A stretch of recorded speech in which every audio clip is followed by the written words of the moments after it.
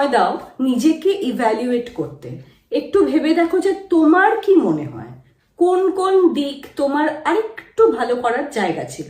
এবং এই যে এই কথাটা বলছি, এটার মানে কিন্তু এই নয় যে আমি তোমায় এটা বলছি যে এ বাবা আমি কেন এটা করলাম না, কেন এটা করলাম না, কেন এটা করলাম না, এটা করলে তোমার চাকরি হয়ে যেত না। এটা আমি বলছি না। যেটা হয়ে গেছে সেটা হয়ে গেছে।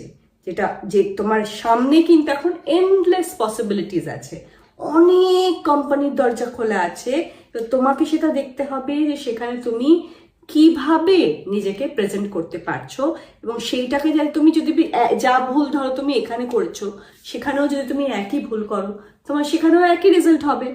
ফলে তোমার এই যে বিভিন্ন ইন্টারভিউগুলোকে, সেগুলোকে একটা তোমার পরীক্ষার মতন করে দেখো, যেখানে তোমার একবার হলো তুমি বুঝতে পারলে যে তোমার ভুলগুলো কি আছে। এবার তুমি একটু ভেবে দেখলে আচ্ছা এই ব্যাপারগুলোকে একটু বেটার করলে আরেকটু ইমপ্রুভ করা যায়, আরেকটু ইমপ্রুভ করা যায়। তো এবার এইভাবে নিজেকে তুমি ইমপ্রুভ করতে করতে করতে করতে করতে করতে যাবে।